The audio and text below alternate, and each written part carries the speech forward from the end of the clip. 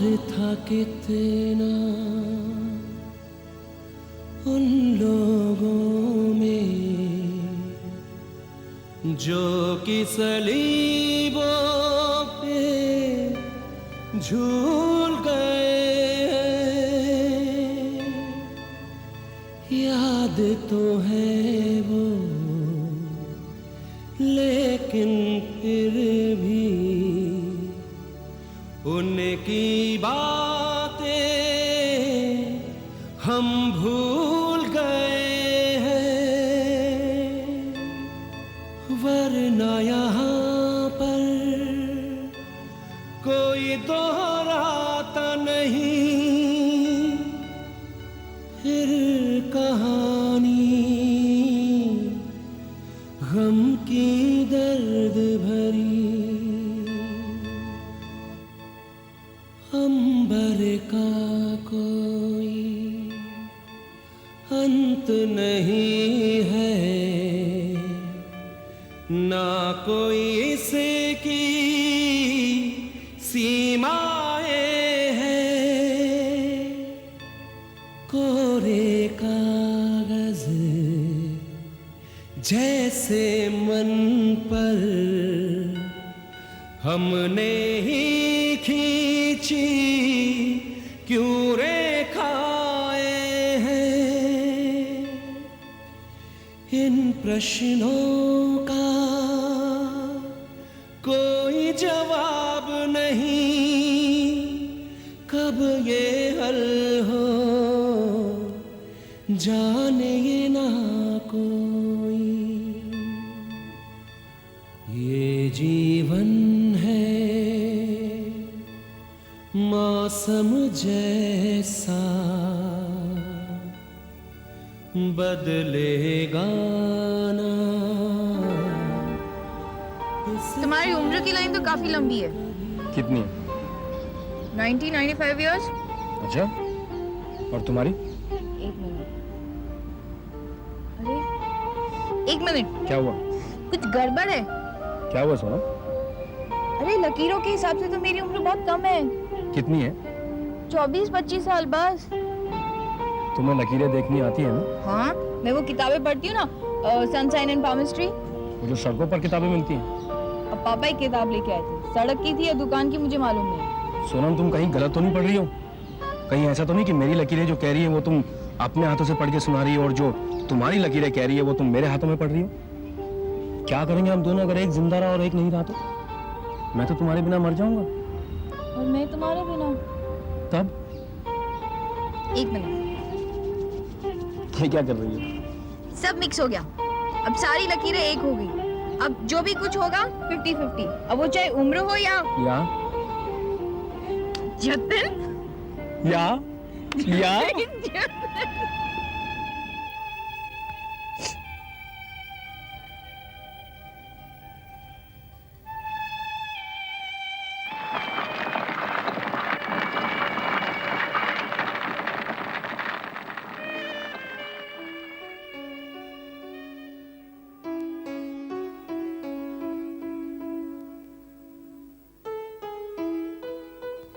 Jatin.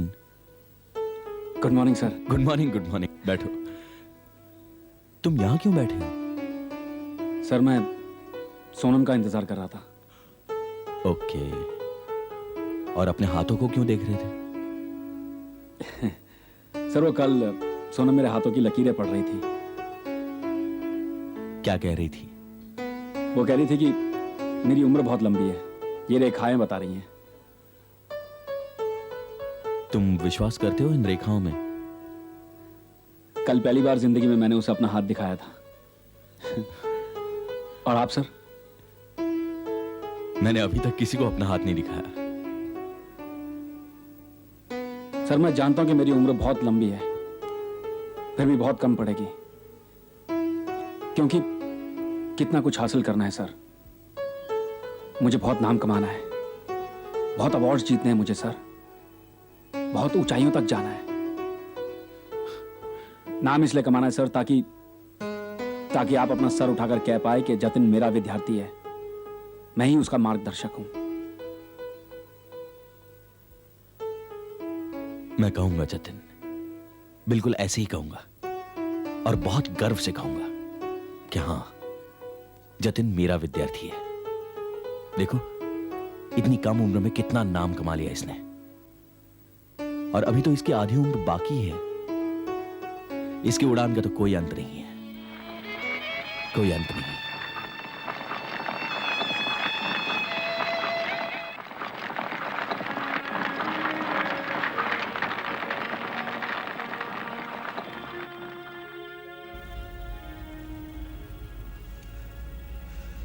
Dad, अरे जतिन, आओ बेटा। आज हमारे बेडरूम में? क्यों डैड? नहीं नहीं, कभी तुम आते नहीं हो ना, इसलिए।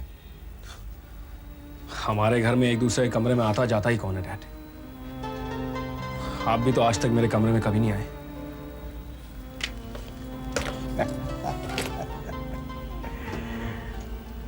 बेटे, तुम्हें इतनी शिकायतें क्यों हैं मुझसे, तुम्हारी मम्मी से, हम दोनों से? I am sorry dad.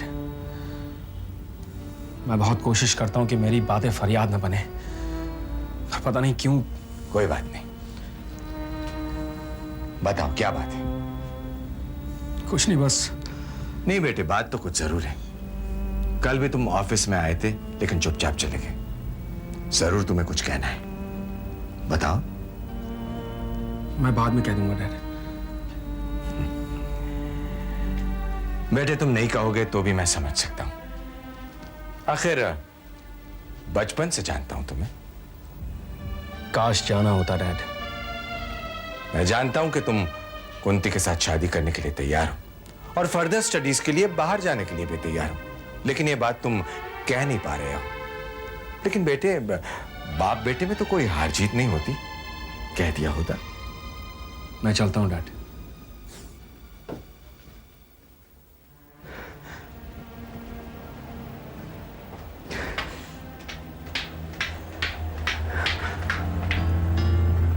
Jatin, क्या हुआ बेटा? कुछ नहीं मां।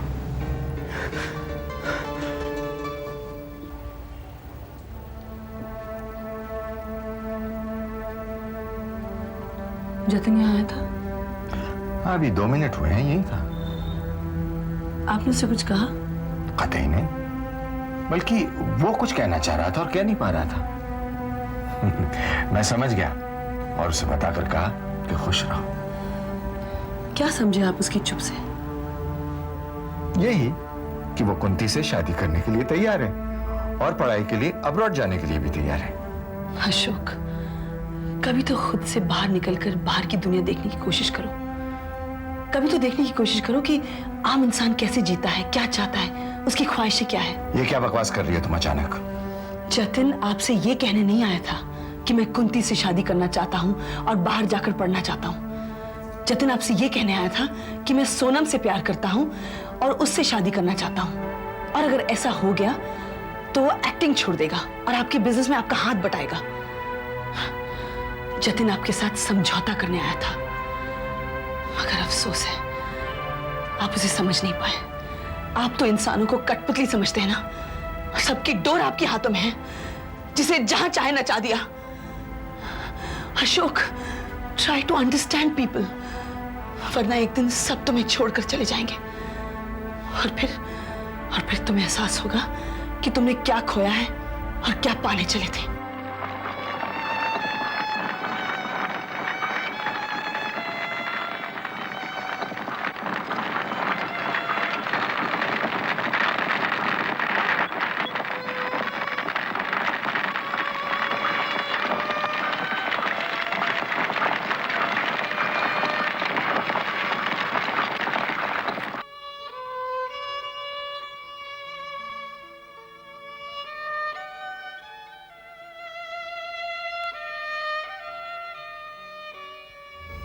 मां, मैंने तय कर लिया है मां, मैं अपने बच्चों को अपने से दूर नहीं रखूंगा। बहुत दर्द होता है, बहुत तकलीफ होती है।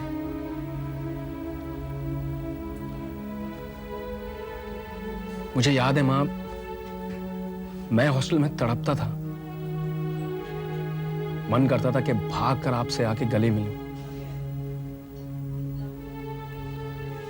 आपकी गोद में सर रखकर सोने को दिल करता था। मन करता था कि आप ही सुलाओ और आप ही जगाओ, पर मैं कुछ नहीं कर पाता था मां। छुप छुप कर रोता था मैं, क्योंकि अगर मेटन को पता चल जाए कि मैं रो रहा हूं तो वो मुझे मारती थी। इसलिए तकिए में अपना सर छुपा कर रोता था मैं। फिर जब मैं बड़ा हुआ, मैं हर बार स्कूल के बच्चों को देखकर यही सोचता था कि क्या इन सब बच्चों के माँ बाप इनसे तंग आकर इनको यहां भेज देते अपने छुटकारे के लिए। नहीं बेटा, ऐसी बात नहीं है। उस माहौल में एक डिसिप्लिन होता है, उस माहौल में तौर तरीके सिखाए जाते हैं। It's for their own good.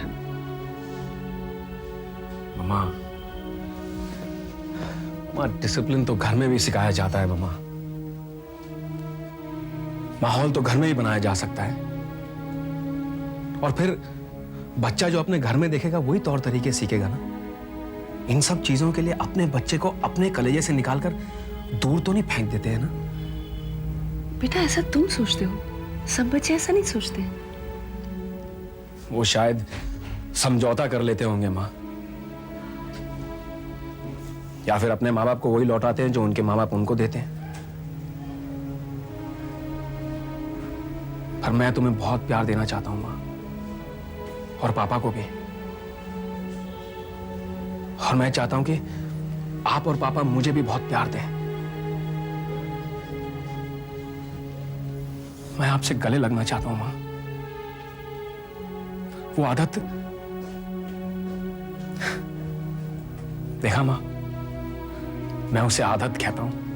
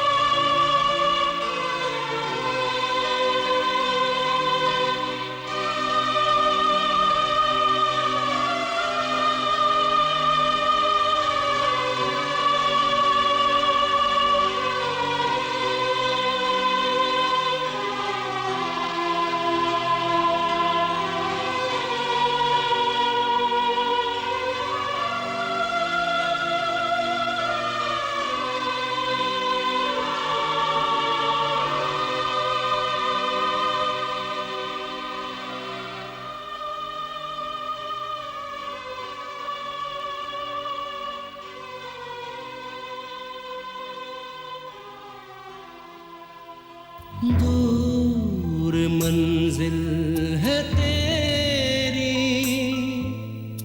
तू अकेला है माना, फिर भी मगर मुश्किलों से राही न तू हार जाना। दूर मंजिल है तेरी,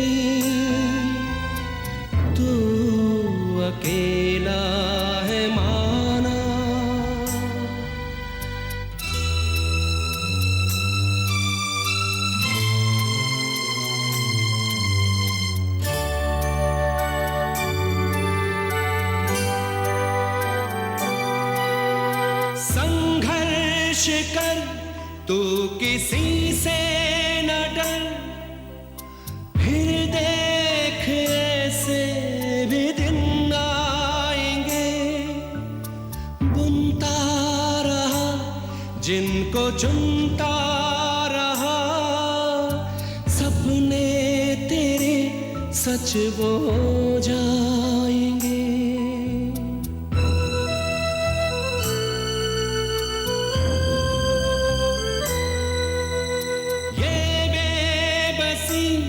ये उदासी तेरी मायूस तुझको न कर दे कहीं, चल मुस्कुरा जो हुआ भूल जा, कल है तेरा आज कर ले यकीन।